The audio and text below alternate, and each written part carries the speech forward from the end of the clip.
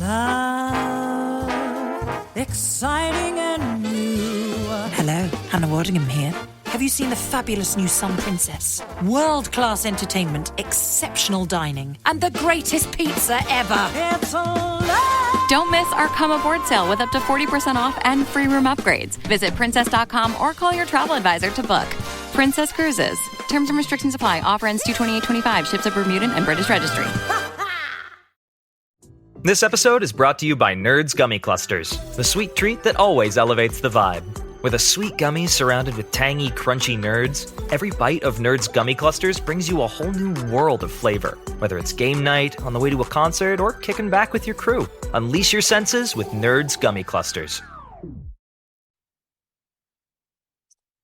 Good afternoon, guys, and welcome to the podcast. I have a very special guest for you today, Llance Kezner, and he is a specialty food innovator. And if you're interested in the podcast, we're going to be talking about crafting a category disrupting product.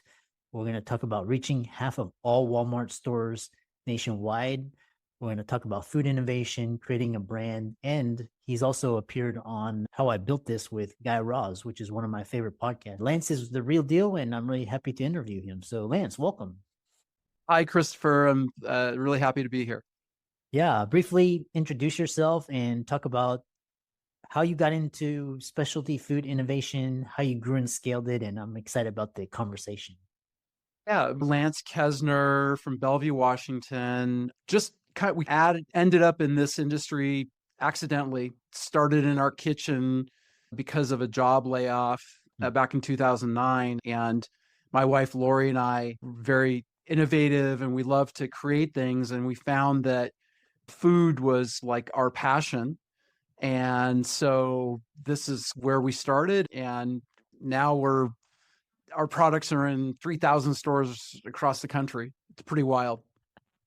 Yeah, it's almost, I'd really love to talk to you more about scaling and growing your business. For the audience, if you're interested in specialty food innovator, we're going to talk about that. First thing is talk about when you were first starting, obviously it's when you talk about specialty food disruption, what does that mean? In our case, and again, we didn't set out to do this, but in our case, we created a category that didn't exist before. So let me put it to you this way. When someone creates a variation of something like let's say a barbecue sauce that has whiskey in it or something like that, the category of barbecue sauce still exists, and it's just like another flavor or something like that. We created a savory hot beverage category that didn't exist before.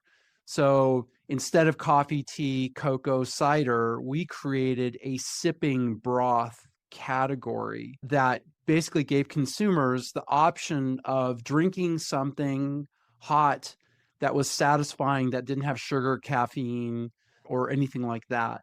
So if you went into the retail store, you would see traditional categories, but with ours, all of a sudden we're confusing people, right? We're saying our product it's like tea, but it's not tea, and it's like broth, but it's not like a cooking broth. So that's why we're disrupting.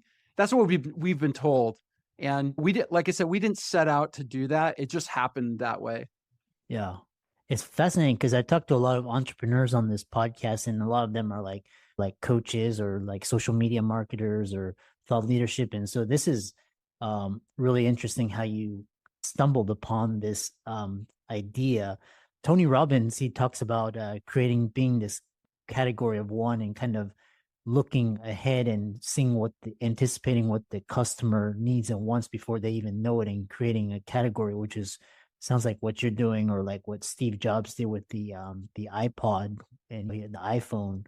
First thing is talking about is why did your business take off? What was so special about sounds like you found a good product market fit. The product was really created to appeal to one person, and that was my wife. She was a teacher, And in the afternoons between classes, she wanted something that would satisfy her as a snack instead of going into the break room and eating all the leftover cakes and cookies that the teachers would bring and try and get rid of, make everyone else eat. So she used to bring a bouillon cube and put it in water and drink it because she didn't want coffee or tea. She didn't want sugar. She didn't want caffeine. And so I said, that is really unhealthy. Can I try and make something that's a little healthier for you? So I put herbs and spices and dehydrated vegetables together, put them in a cup and put water. And she said, that's great and everything like that, but it's all over the place. I'm drinking it, I'm getting it in my mouth. She said, put it in a tea bag.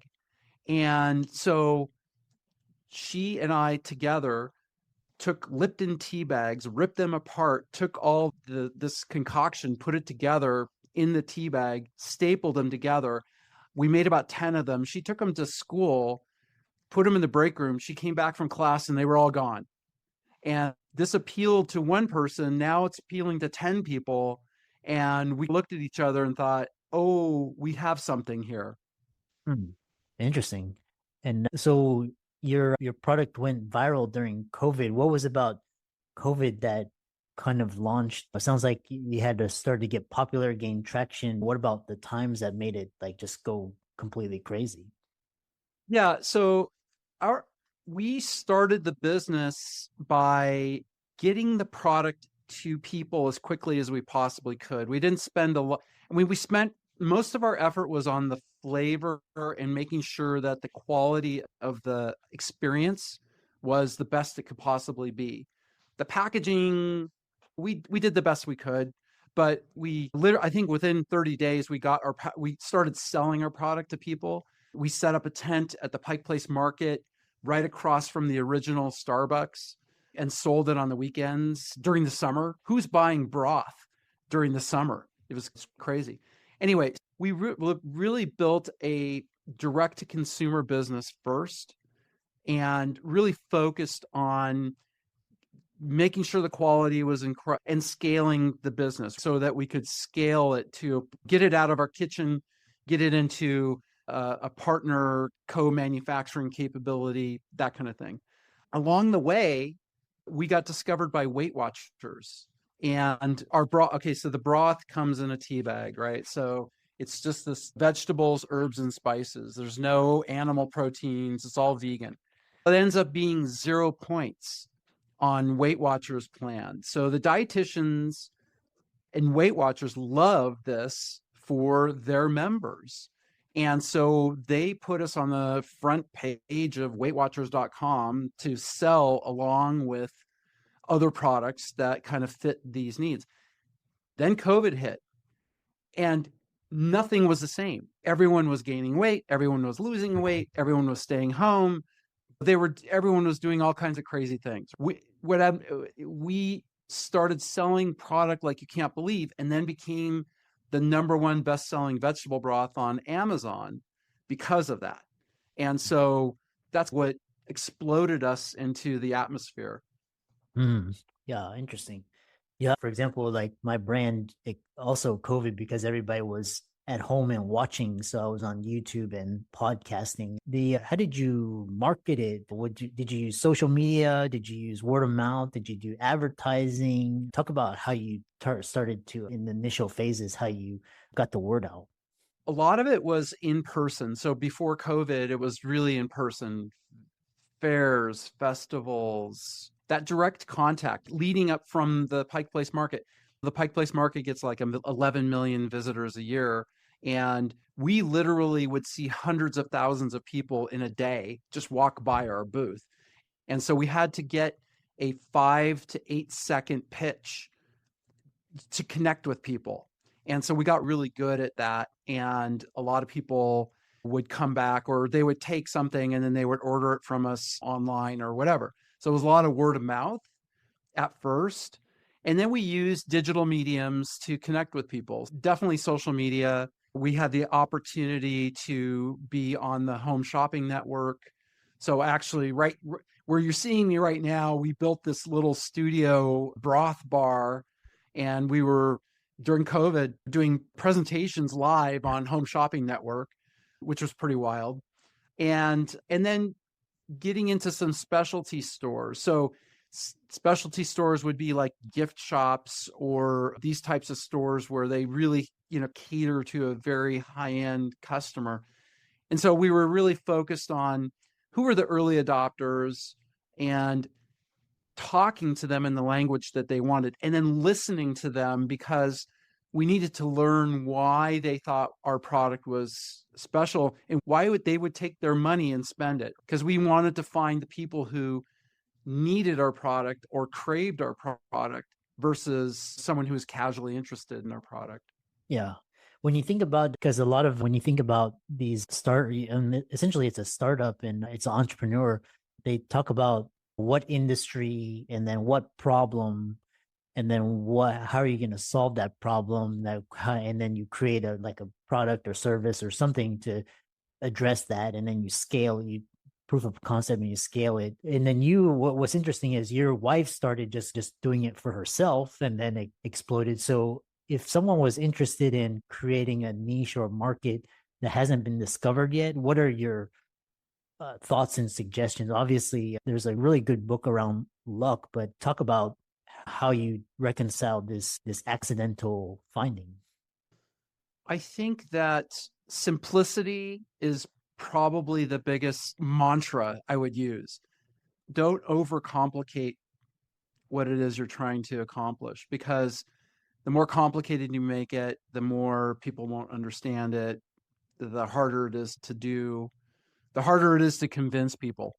With our idea, putting broth in a tea bag, everyone understood it. The biggest comment we get is, oh my gosh, why didn't I think of that? First off, I'm glad you didn't think of it, because we did. But in their mind, it's like instantly in their mind. And then when they taste it, they go, this is incredible. Okay. So those two things, those are very, very simple things that they get. So whatever you're thinking about, if it's simple to understand or simple to explain within 1 or 2 sentences, that I think is probably the best thing I can suggest.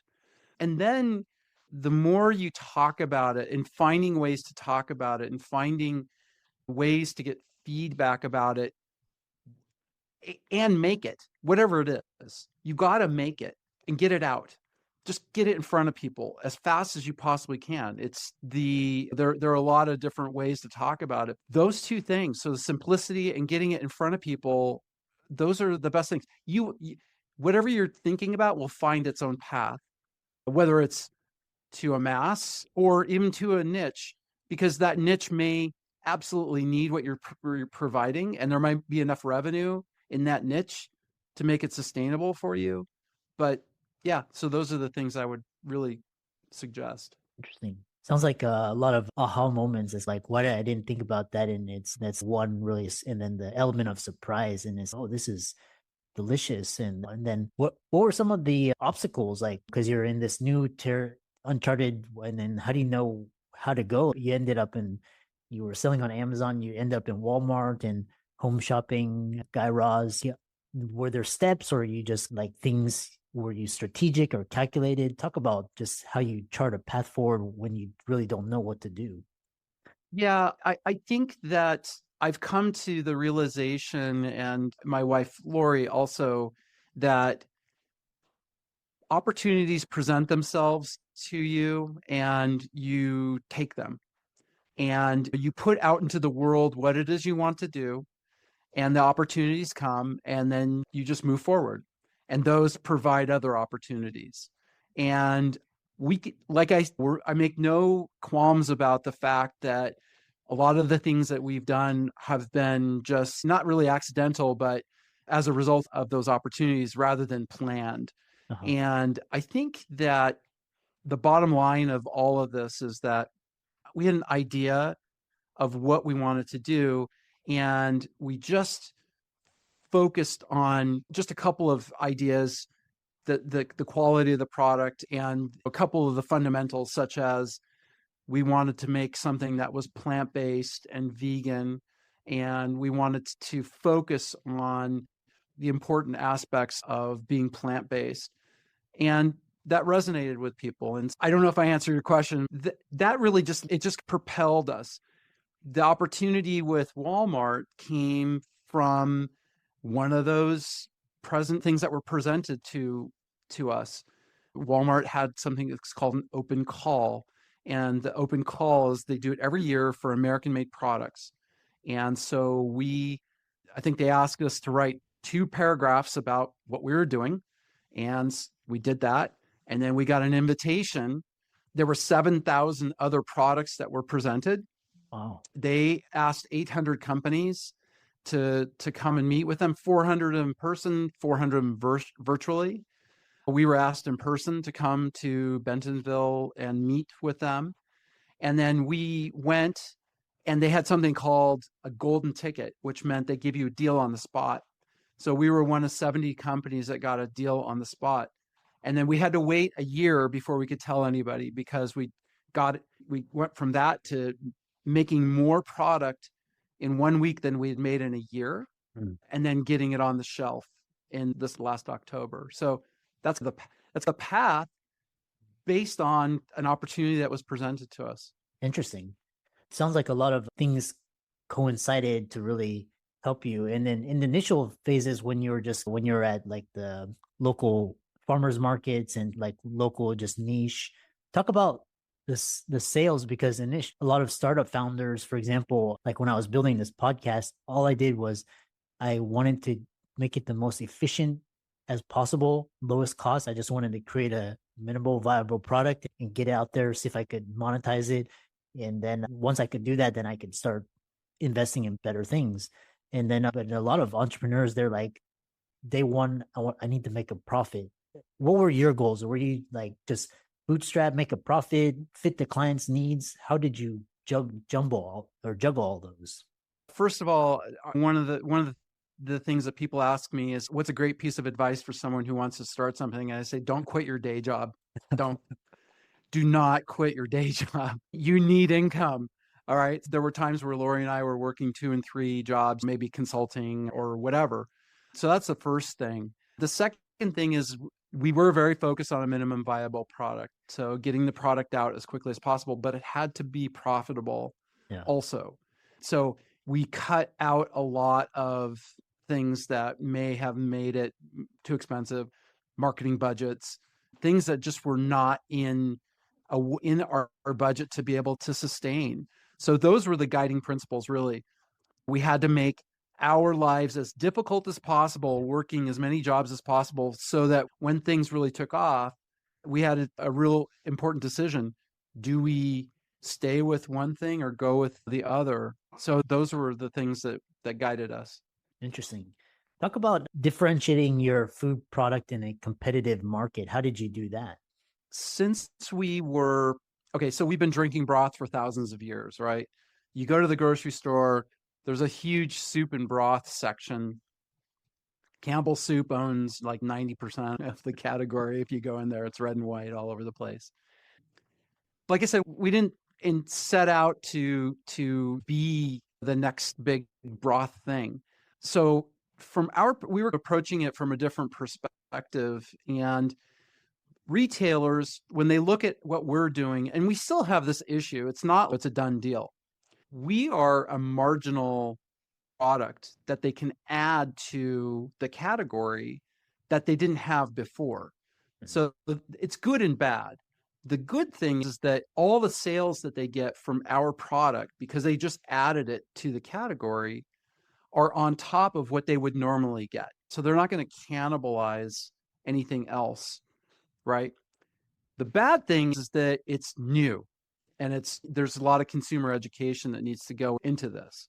So our task basically is to educate and drive consumers to the places where they can get it on an ongoing basis. It just never stops. We do that through wonderful interviews like with you, Chris, and on social media, by articles on LinkedIn. I just wrote an article about why bone broth is bone broth so horribly expensive versus vegan broth like what we're doing. And you just have to look at the egg shortage that's going on right now to see what drives these crazy prices. So anyway, that's what we do. Interesting.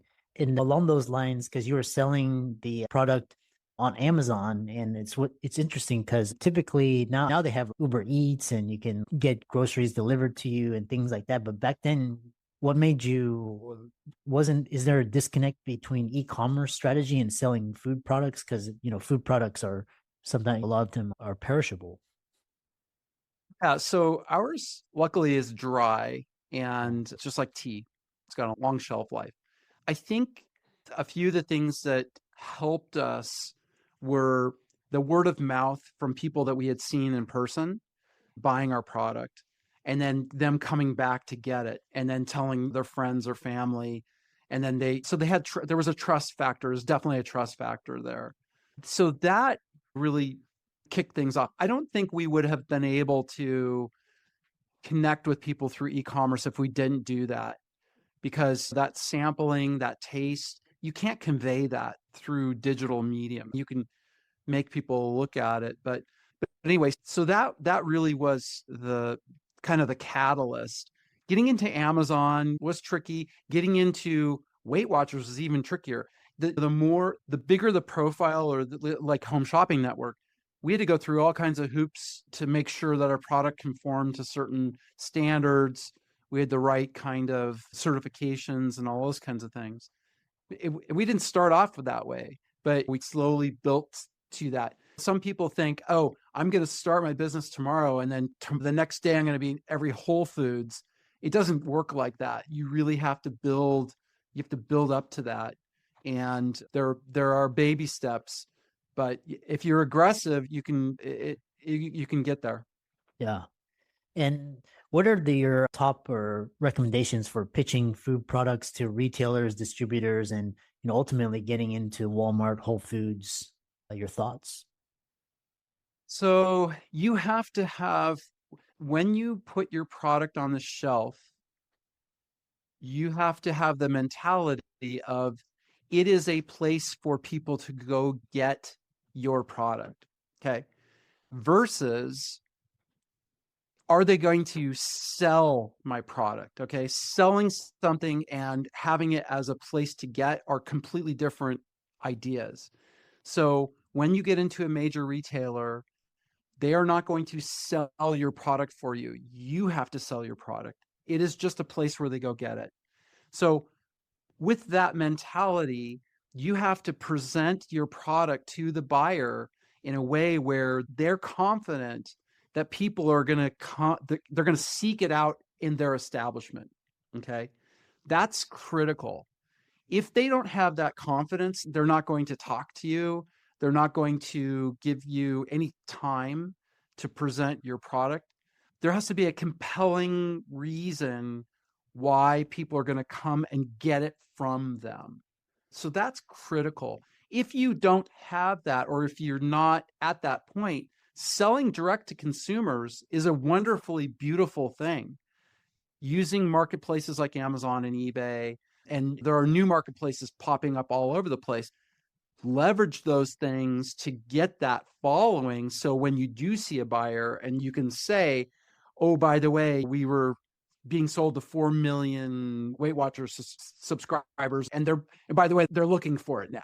If you've got to have a story like that. Mm-hmm.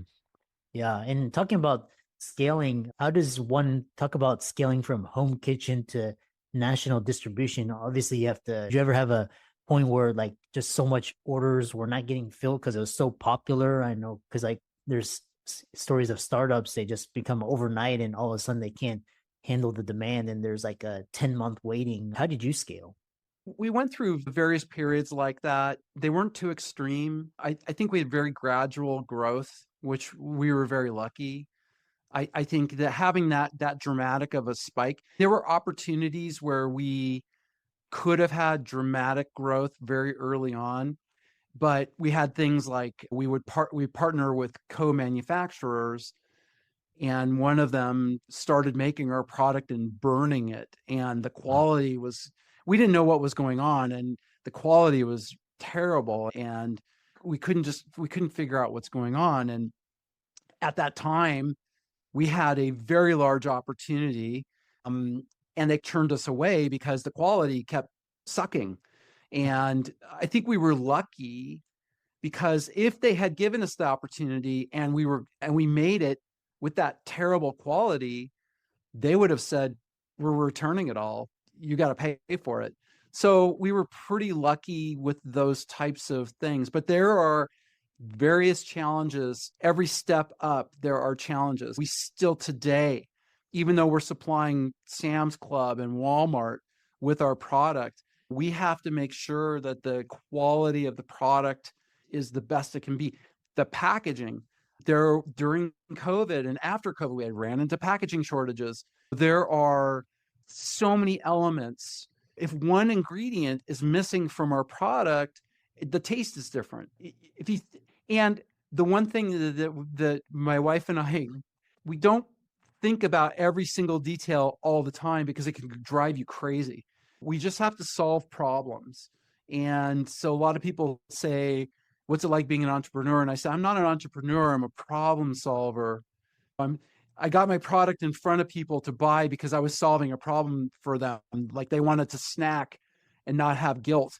And then now supplying it to Walmart, what's the problem? Making sure we have enough inventory, making sure we tell enough people to go in and buy it. Those are big fundamental problems, but yeah. Yeah. Were there any points during the journey where you're just like, screw this, it's not going to work, shut the doors, or just like a lot of companies during COVID, it was just like, we just got to close our doors. Talk about some of those moments. Are you talking about yesterday? It almost happened. That thought crosses my mind a lot. I think that be careful what you wish for in certain circumstances, even though we've built up to this point. But yeah, the last 2 weeks have been pretty rough for various reasons. But if you look back at what we've accomplished, it's pretty amazing. Anyone would love to be in the situation we're in right now. You have to just take the ups and downs in a kind of and even them out so far. This morning, we got one piece of bad news, followed by another piece of good news. And it always gets equaled out by our customer feedback. The customer feedback is what makes our day. And we get it on a daily basis. We're very lucky about that. That just really makes things, don't slam the door. We just go to shut it, and then we get a piece of customer feedback and we go, let's open it again. This episode is brought to you by Audi. The road is calling. Embrace the thrill of the drive with the all-new, fully electric Audi Q6 e-tron. Featuring effortless power, serious acceleration, and advanced Audi tech. It's not just a new EV. It's a new way to experience driving. The all-new, fully electric Audi Q6 e-tron is here. The next chapter of Audi starts now. This episode is brought to you by Abercrombie. There's nothing better than the perfect jean and going out top combo, or an outfit that perfectly matches your plans. Abercrombie's relaxed jean goes with every occasion. Date nights with something lace, or daytime with a cozy sweater. And their barrel jean will surprise you. It's the trend that will become a staple in your wardrobe. Abercrombie denim comes in tons of rises, fits, and washes. Find your perfect pair online or in store. Yeah. We're almost to the end of the podcast. And then talk about what are the latest trends in the specialty food industry, and talk about like in this era, like with tariffs and with there's so many new changes in policy, how that affects you, or how you're thinking about it, or how you're addressing those challenges. As far as all of the tariffs and cost increases that they are coming, and they are happening. We're not going to get away from it. That's just fundamental to everything across our economy. So we're going to see that impact. We can't get away from that. What we can do is provide an alternative to other products that, like our product on a per serving basis is around 50 cents, something like that. Bone broth could be up to $7 per serving. Wow. If you look at those economics, and that bone broth cost is going to continue to go up, you can provide a more economical, affordable experience for in a premium product for consumers. So that, I think that's going to drive a lot of the focus on vegan products like ours.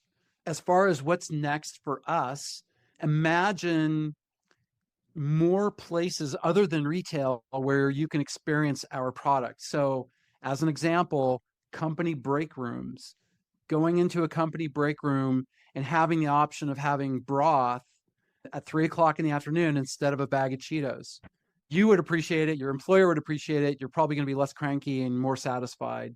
That's one example. Another example is, what if you have to go into the hospital and in recovery, dietitians are now finding that the quality of the food and the experience with the food really has an impact on recovery.